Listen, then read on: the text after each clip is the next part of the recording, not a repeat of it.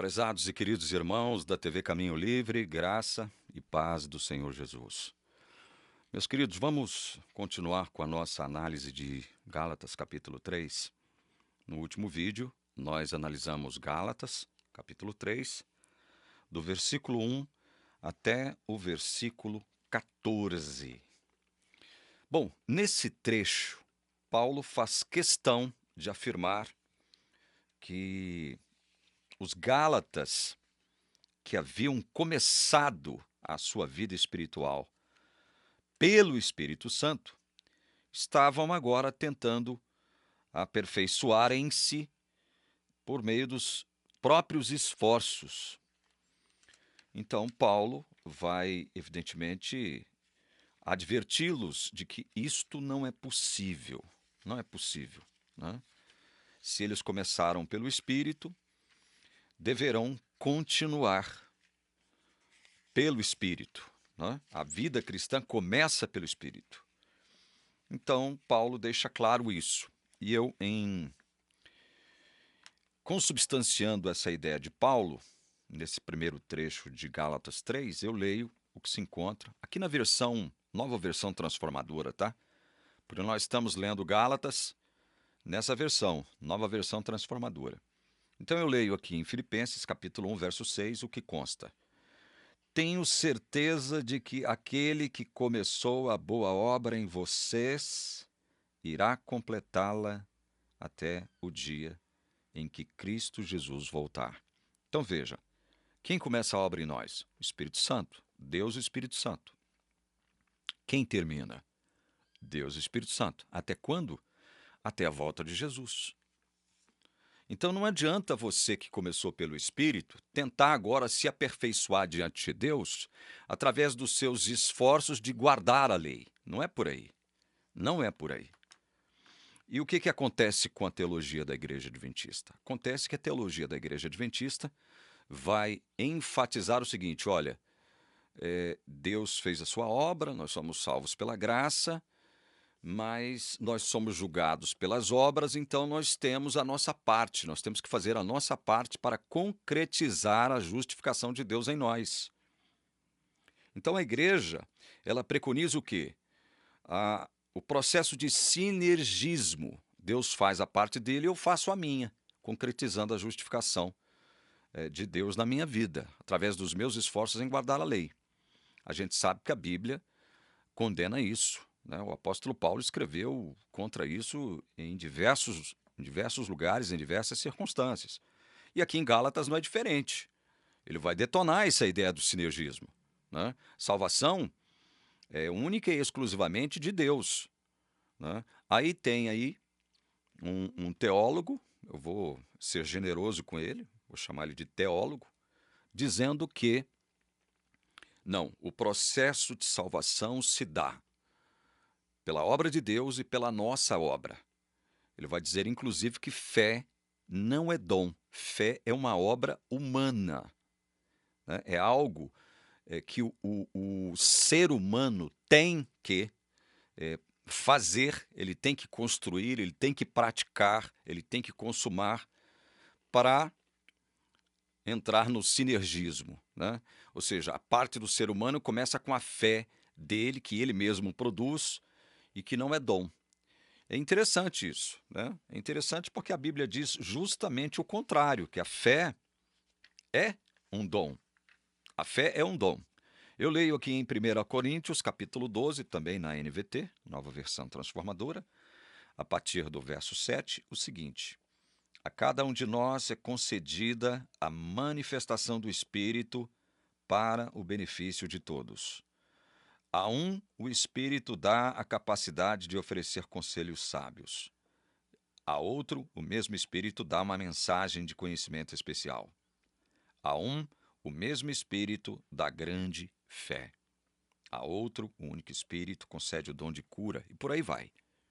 Então veja, no verso 9, Paulo deixa claro aos coríntios que a fé é uma concessão do Espírito Santo a nós.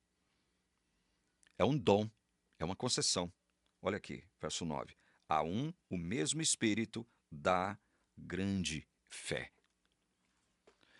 já em Romanos, quando ele fala de fé, ele cita em Romanos capítulo 10, verso 17, o seguinte: portanto, a fé vem por ouvir, isto é, por ouvir as boas novas a respeito de Cristo.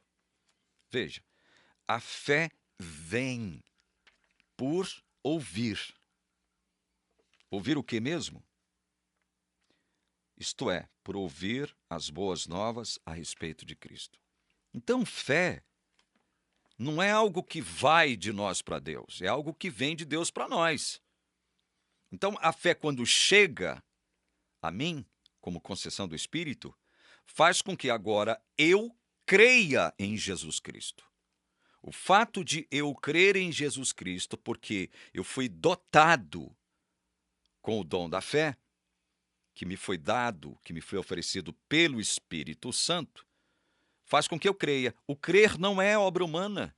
Aliás, o crer é uma obra humana, mas que só foi possível graças à virtude da fé que me foi concedida como dom.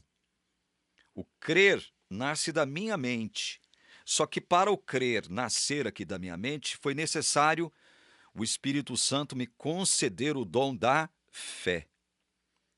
O dom da fé, que eu recebi quando eu, capacitado pelo Espírito Santo, ouvi a mensagem do Evangelho, compreendi, assimilei. Então eu criei em Jesus. Então esse teólogo adventista, repito, eu estou sendo muito generoso com ele, esse teólogo adventista, no livro dele, disse que não, a fé de Jesus é uma e a fé do ser humano é outra, como quem diz o seguinte, não, a fé do ser humano, quem cria é ele mesmo, né? Quem cria é o ser humano mesmo. Eu nunca ouvi isso na minha vida. Nunca ouvi. Eu nunca, sério mesmo, nunca ouvi dizer que... porque o escritor da epístola aos Hebreus diz claramente, em Hebreus capítulo 12, que Jesus é o quê? Vamos ler na NVT também. Veja que eu estou fazendo uma introdução um pouquinho longa aqui, mas é para que você possa reiniciar conosco a análise do restante do capítulo 3 de Gálatas, sabendo em que pé nós estamos. Hebreus 12, 1 e 2. Portanto, uma vez que estamos rodeados de tão grande multidão de testemunhas, livremo-nos de todo o peso que nos torna vagarosos e do pecado que nos atrapalha, e corramos com perseverança a corrida que foi posta diante de nós. Mantenhamos o olhar firme em Jesus, o líder e aperfeiçoador de nossa fé. Por causa da alegria que o esperava, ele suportou a cruz, sem se importar com a vergonha. Agora ele está sentado no lugar de honra, à direita do trono de Deus. Aqui o texto, veja bem, o texto diz, mantenhamos o olhar firme em Jesus, o líder e aperfeiçoador de nossa fé. Na revista e atualizada,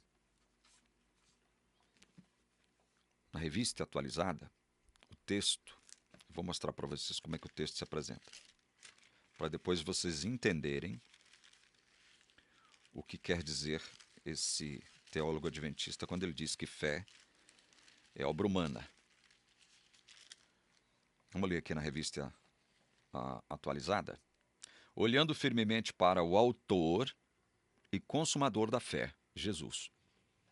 Aqui na NVT, Jesus é colocado como líder e aperfeiçoador, né? Líder, mas na revista atualizada, ele é colocado como autor e consumador da fé. Então esse teólogo ele vai dizer o seguinte, olha, Jesus é autor da fé dele, não de qualquer ser humano. Isso é uma coisa tão absurda e tão ridícula ao mesmo tempo, que eu fico pensando, meu Deus, como é que pode uma pessoa passar 6 anos no banco de um seminário, adquirindo um bacharelado, um mestrado depois, para dizer tal bobeira? Quer dizer que o criador da fé, o originador da fé, porque a palavra que aparece aqui no original grego, em Hebreus 12, que aponta Jesus como autor da fé, é arque, ou arquegos. Então, esse arquegos, ele foi quem originou, deu origem à fé. Ele deu origem à fé. Ele não deu origem só à sua fé. Porque seria estranho, né? Jesus dá origem à fé dele para crer nele mesmo. Porque a fé tem esse objetivo. A fé nos foi concedida para que nós creiamos em Jesus. A fé nos foi dada com esse objetivo. E aí eu quero pegar minha biblinha velha aqui, revista atualizada, segunda edição, só para me tirar uma dúvida, porque eu gosto de vez em quando analisar o termo português no grego, e eu acho que eu anotei aqui a palavra, acho que é arquegos mesmo. Bom, eu não anotei aqui, mas eu acho que a palavra é essa mesma, arquegos. Deixa eu pegar minha Bíblia no grego aqui, que aí eu tiro as dúvidas. Hebreus 12, 2. Vamos lá. É isso mesmo. Arquegon é a palavra, tá? Arquegon, autor. Ou seja, arquegon tem esse sentido de aquele que origina, aquele que deu origem, aquele que criou. Então o teólogo adventista vai pegar esse texto e dizer o seguinte: não, ele criou a fé dele, mas cada um de nós temos que criar a nossa fé individual. Quando a Bíblia diz que fé é um dom do Espírito para nós, e o originador da fé é Cristo. Então Cristo teria originado a sua fé nele mesmo para crer nele mesmo, porque a fé tem esse objetivo. A fé vem para que nós creiamos em Jesus Cristo, né? A fé não vai, ela vem. Se ela vem, é porque a gente não tem. A gente não tinha condição de ter fé. Bom, isso posto, vamos continuar com a leitura de Gálatas, capítulo 3, porque Paulo ele vai trabalhar essa questão aqui da vida cristã ter começado com o Espírito e contra a ideia de que agora nós começamos pelo Espírito, mas temos que terminar por nós mesmos, através dos nossos esforços em guardar a lei. Então ele vai deixar bem claro, aqui no verso 11 do capítulo 3, o seguinte: olha, é evidente, portanto, que ninguém pode ser declarado justo diante de Deus pela lei, pois as Escrituras dizem, o justo viverá pela fé. Ele deixa claro isso aqui. O justo vive pela fé e não pelos seus esforços por guardar a lei. Bom, vamos começar então a analisar a segunda parte de Gálatas 3, a partir do verso 15. Olha só o que ele diz. Irmãos, apresento-lhes um exemplo da vida diária. Ninguém pode anular ou fazer acréscimo a uma aliança irrevogável. Isso é um fato, né? Você estabeleceu um pacto com alguém? Você estabeleceu uma aliança com alguém? Ele assinou, você assinou, né? Com testemunho de um intermediário, um mediador, sei lá. Então pronto. Esta aliança, este pacto se torna a partir do instante em que você assinou e a outra parte assinou, pode até ter sido assinada pelo mediador também. Isso torna essa aliança irrevogável. E não há possibilidade de você fazer nenhum acréscimo a essa aliança. A que aliança Paulo está fazendo referência aqui? Verso 16. Pois bem, Deus fez a promessa a Abraão e a seu descendente. Observem que as Escrituras não dizem a seus descendentes, como se fosse uma referência a muitos, mas sim a seu descendente, isto é, Cristo. Então veja, a que aliança Paulo está fazendo referência aqui aos Gálatas? A aliança que Deus fez com Abraão. Deus fez uma promessa para Abraão. Abraão creu nas promessas de Deus. Por isso ele foi justificado ali, no exato instante em que ele creu. Deus justificou Abraão. O próprio Deus concede, o texto não fala, mas o próprio Deus concede a fé para Abraão, de tal modo que quando Deus faz as promessas para Abraão, Abraão crê nas promessas de Deus e ali mesmo ele é justificado. Então veja, a aliança foi estabelecida entre Deus e Abraão.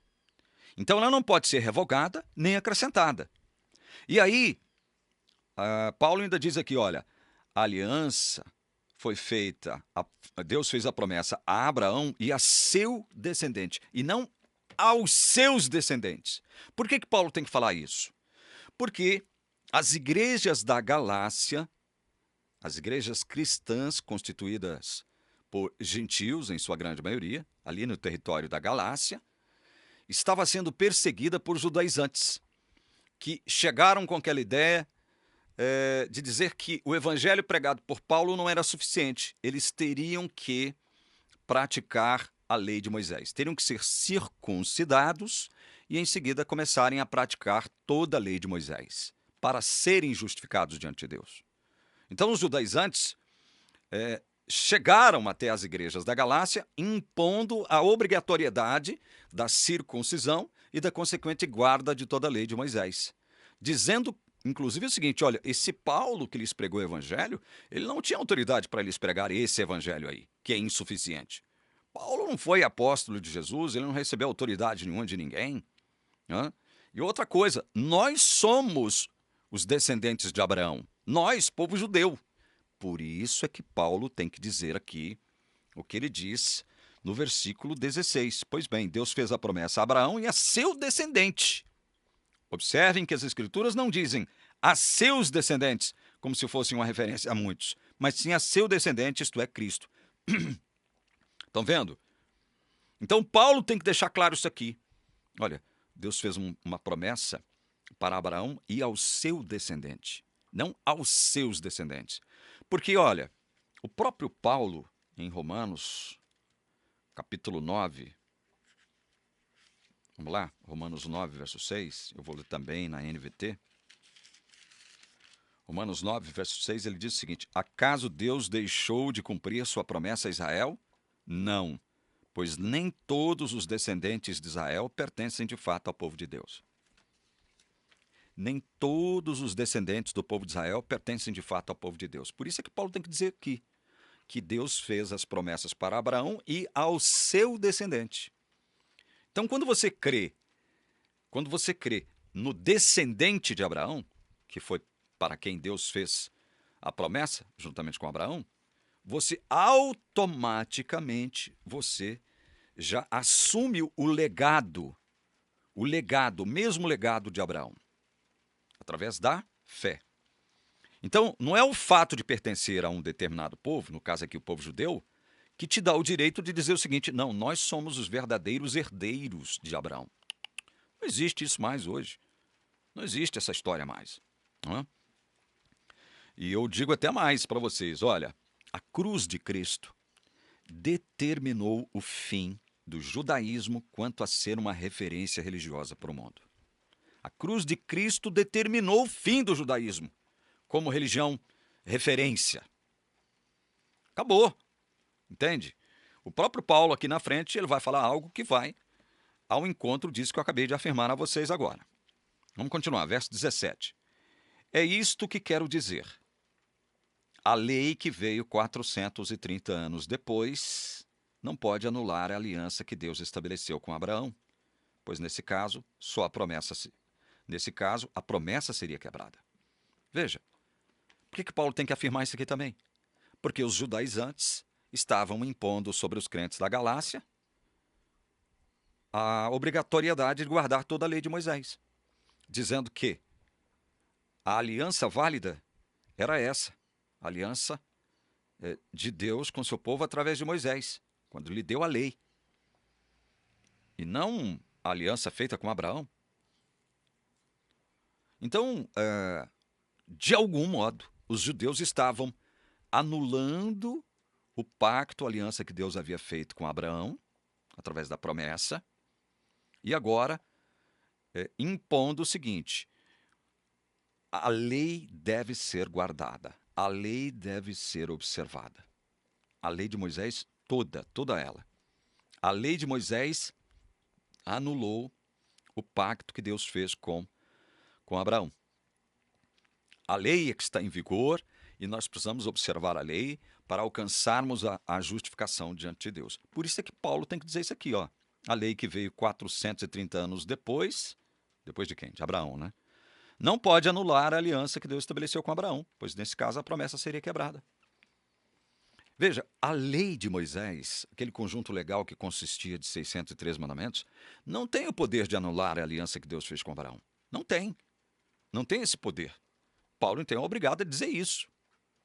Esse texto, inclusive, ele chancela o fato de que nem Abraão, nem Isaque, nem Jacó, nem aqueles 12 patriarcas lá das 12 tribos, nenhum deles guardaram o sábado, porque não havia essa legislação quanto ao sábado ainda, né? Ninguém, antes de Moisés, guardava sábado, porque a legislação sobre o sábado só passou a existir depois da libertação do cativeiro egípcio.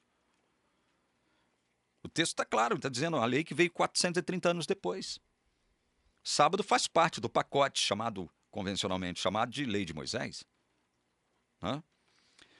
Bom, vamos continuar. Verso 18. Portanto, se a herança pudesse ser recebida pela obediência à lei, ela não viria pela aceitação da promessa. No entanto, Deus, em sua bondade, a concedeu a Abraão como promessa.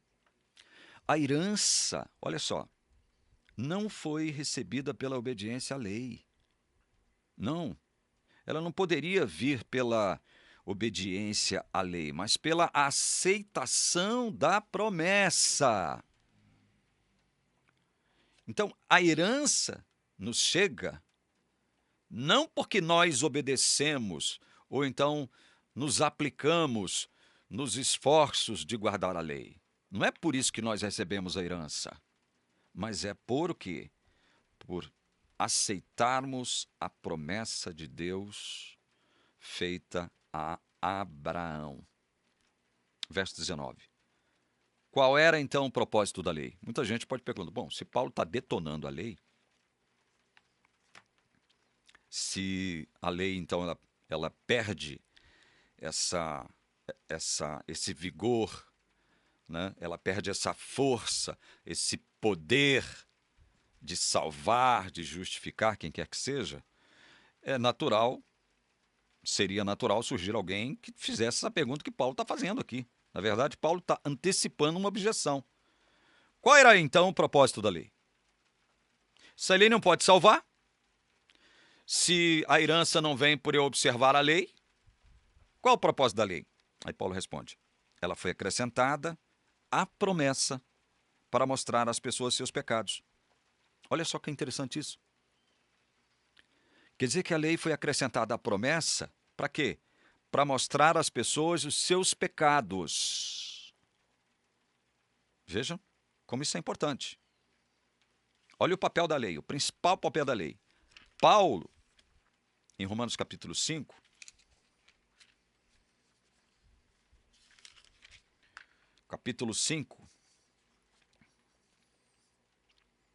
ele diz aqui: é fato que as pessoas pecaram antes que a lei fosse concedida, mas, porque ela não existia, seus pecados não foram levados em conta. Então, o que acontece com uma pessoa que não tem ainda a revelação das exigências da lei sobre si? Ela não leva em conta o seu próprio pecado. Isso significa o quê?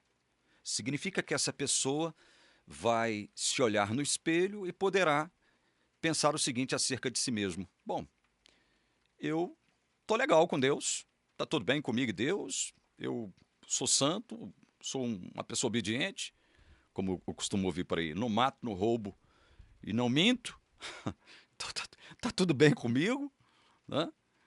Eu me esforço por obedecer à lei, andar nos caminhos de Deus, então tá tudo bem comigo.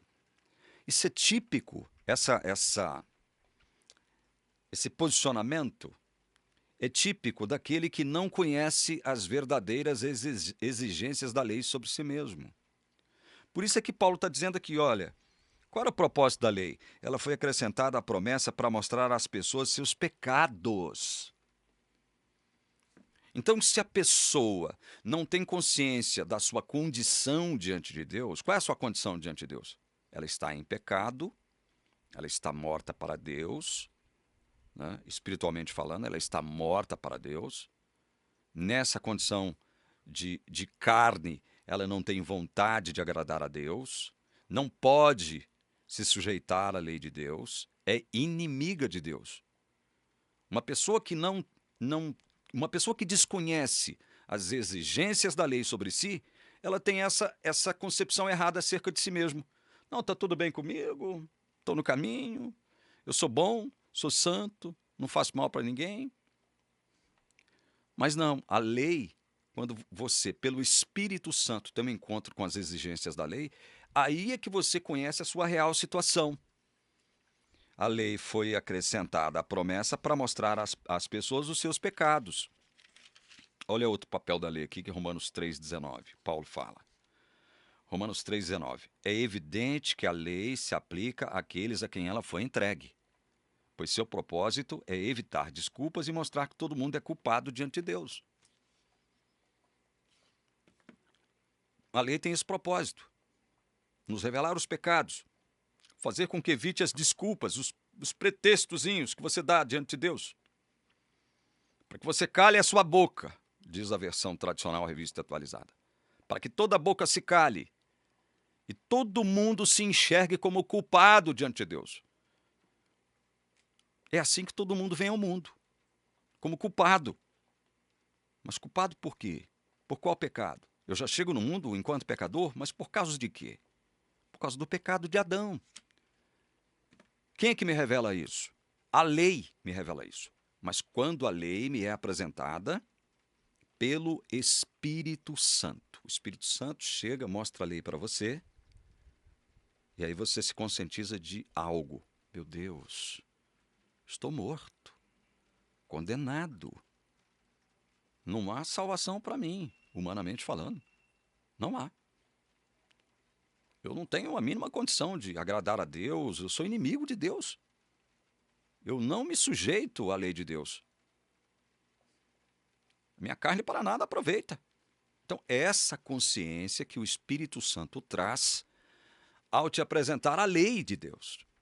É consciência dos seus pecados, é consciência de que você está condenado, está morto para Deus. A sua situação do ponto de vista humano é impossível.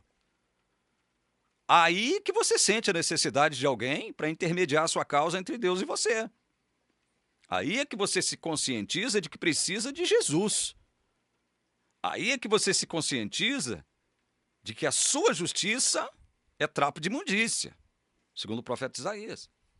Então a lei tem esse propósito santo. Você tem um encontro com ela, ela te mata. Como diz Paulo lá em Romanos, capítulo 7. Aqui em Gálatas também ele diz a mesma coisa. Eu morri, né? Pela lei eu morri para a lei. A lei te mata. Mas a lei deveria durar apenas até a vinda do descendente prometido. Olha outra afirmação chocante. A lei deveria durar apenas até a vinda do descendente prometido. Como é entender isso aqui? Quer dizer, então, que agora nós cristãos podemos sair por aí fazendo o que a nossa carne quer? Porque a lei só durou até a vinda do descendente prometido, que é Cristo? Não, não é isso que significa esse texto. Esse texto quer dizer o quê? Esse texto quer dizer que a minha vida agora não depende de livro da lei, nem de tábuas de pedras contendo leis. A minha vida não depende disso mais. A minha vida depende da guia do Espírito Santo, porque todos os princípios morais que preconizam a vontade preceptiva de Deus para a minha vida estão dentro de mim.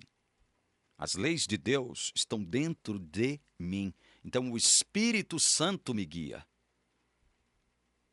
A lei, nos livros e nas tábuas, duraram até a vinda do descendente. Por quê? Porque agora eu sou guiado pelo descendente, através da ação do Espírito Santo. Porque o Espírito Santo é o representante do descendente de Abraão, Cristo. É o Espírito Santo que está em mim. O evangelista João, no seu evangelho, no capítulo 14, verso 16, ele diz assim: E eu pedirei ao Pai, e ele lhes dará outro encorajador, que nunca os deixará. Está vendo por que agora eu não preciso de lei em livro de lei e nem tábuas de pedra, que Paulo considerou como ministério da morte e da condenação? Leia 2 Coríntios capítulo 3, meu irmão. Por que eu não preciso de livro de lei nem de tábuas de pedra contendo leis? Por quê? porque agora o Espírito Santo me guia. Eu estou sob a égide da nova aliança que está fundamentada em uma pessoa, não em uma religião. Seja ela judaica, seja ela cristã evangélica, protestante, católica, seja ela o que for. Vocês estão entendendo? Por isso é que Paulo vai dizer que, mas a lei deveria durar apenas até a vinda do descendente prometido. Por meio de anjos, a lei foi entregue a um mediador. O mediador, porém, só é necessário quando dois ou mais precisam chegar a um acordo e Deus é um só. Bom, analisamos mais esse trecho aqui de Gálatas, capítulo 3. No próximo vídeo, nós vamos continuar analisando Gálatas a partir do versículo 21 até o versículo 29. Tá certo? Então entendam isso. Aqui nesse trecho de Gálatas, Paulo deixa claro que a lei que veio 430 anos depois de Abraão não pode anular a promessa que Deus fez a Abraão e ao seu descendente. E quando eu creio no descendente de Abraão, eu tomo posse da herança que foi prometida ao próprio Abraão.